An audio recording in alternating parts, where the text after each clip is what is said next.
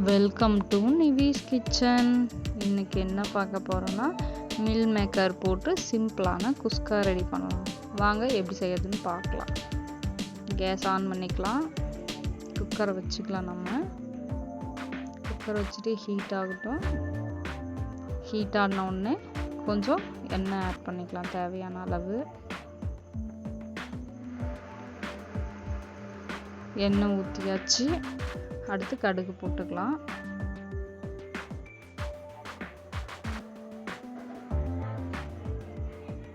கடுகு இப்போ தான் ஸ்டார்ட் ஆகுது பொரியறதுக்கு. கடுகு நல்லா பொரிஞ்சு வரட்டும். கடுகு இப்போ பொரிஞ்சிருச்சு. அடுத்து பிரியாணி இலை, பட்டை, சோம்பு, கிராம்பு, ஏலக்காய் எல்லாம் ஆட் பண்ணிக்கலாம். ஆட் பண்ணிவிட்டு கொஞ்சம் கிண்டி விட்டுடலாம்.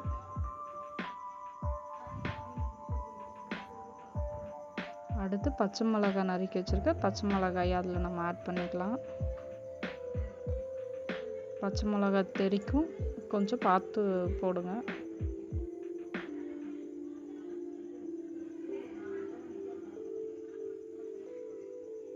கொஞ்சம் நாங்கள் பெருங்காயத்தூள் ஆட் பண்ணிக்கிறோம்.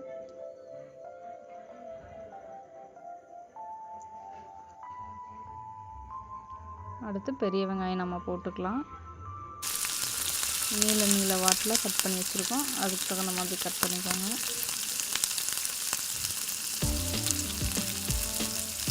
நல்லா கிண்டி விட்டுறலாம். வெங்காயம் கொஞ்சம் சீக்கிரமாக வணங்கணுன்றதுனால எப்போவுமே கொஞ்சம் உப்பு ஆட் பண்ணிக்குவோம். அதை ஆட் பண்ணிக்கலாம். ஆட் பண்ணிவிட்டு நல்லா கிண்டி விடணும். கலர் சேஞ்ச் ஆகி வரணும். அடுத்து கருவேப்பிலை, கொத்தமல்லி, புதினா எல்லாம் நறுக்கி வச்சுருக்கு. அதை நம்ம ஆட் பண்ணிக்கலாம். புதினா போட்டால் நல்ல வாசனையாக இருக்கும். பிரியாணி ஃப்ளேவர் மாதிரியே இருக்கும். அதனால் புதினா நம்ம கொஞ்சம் ஆட் பண்ணிக்கலாம். நல்லா கிண்டி விட்டுக்கலாம்.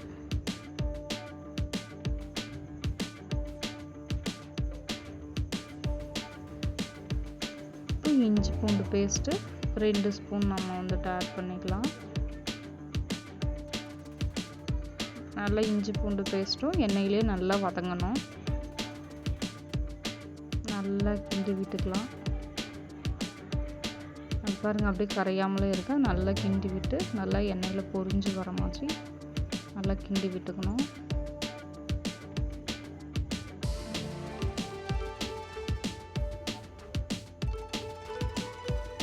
நல்லா கிண்டியாச்சு. ஒரு 2 நிமிஷம் நல்லா வணங்கட்டும். அடுத்து கறி மசால் 1 ஸ்பூன் போட்டுக்கலாம். அடுத்து மஞ்சத்தூள் 1/4 ஸ்பூன். அடுத்து பிரியாணி மசாலா 2 ஸ்பூன் எடுத்து வச்சுருக்கோம். அதையும் அதில் ஆட் பண்ணிக்கலாம்.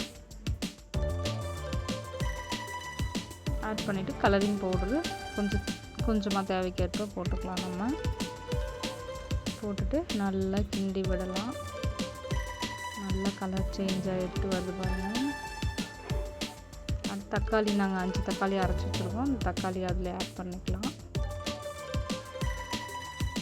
நல்லா கிண்டி விட்டுடலாம்.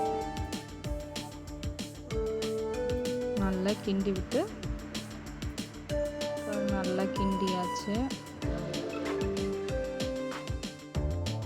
பார்க்கவே நல்ல கலர்ஃபுல்லாக இருக்குது. இப்போ அதுக்கு ஃபுல்லாக தேவையான உப்பு நம்ம எடுத்துக்கலாம். நாங்கள் கல் உப்பு போடுறோம். நல்லா இதுலேயே நல்லா ஃபுல்லாக வதங்கணும். வதங்கி கலர் சேஞ்ச் ஆகி தொக்கு பதத்துக்கு பாருங்கள் வந்துடுச்சு. அடுத்து மீல் மேக்கர் சுடுதண்ணியில் போட்டு ஊற வச்சு எடுத்துருக்கோம். அந்த மீல் மேக்கரை அதுலேயே ஆட் பண்ணிக்கலாம். ஒரு 2 பீன்ஸ் காய் இருந்தது, அதுவும் அதிலே ஆட் பண்ணியிருக்கோம். இப்போ நல்லா கிண்டி விட்டுக்கலாம். பாருங்கள், நல்ல கலராக நல்லா டேஸ்ட்டாக இருக்கும் மாதிரி பார்க்கும்போதே எச்சு விட்ற பதத்துக்கு வந்துருச்சு.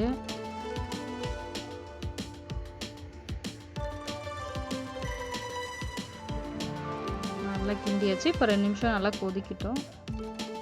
பாருங்க நல்லா கொதிச்சிருச்சு. அடுத்து நம்ம அரிசி 2 கப் வச்சுருக்கோம். அந்த 2 கப் அரிசியை அதுலேயே நம்ம ஆட் பண்ணிக்கலாம்.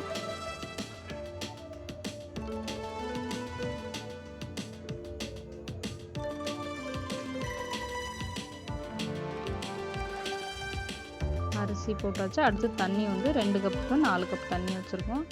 அதுவும் அதுலேயே ஆட் பண்ணிக்கலாம். ஆட் பண்ணிவிட்டு நல்லா கிண்டி விட்டுறலாம். கிண்டி விட்டுட்டு ஃபைனலாக உப்பு டேஸ்ட்டை மட்டும் நம்ம எப்படி இருக்குன்ட்டு பார்த்துக்கலாம்.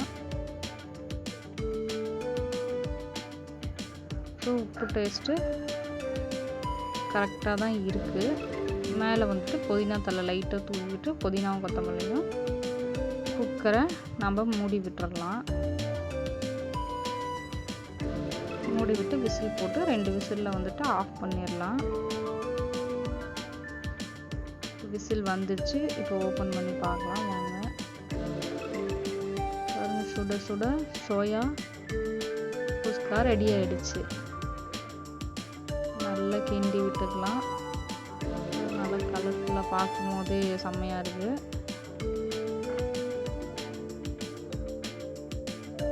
நல்லா 1 பாட் ரெசிப்பியில் இது ஈஸியாக செஞ்சிடலாம். நீங்கள் வேணால் ட்ரை பண்ணி பாருங்கள்.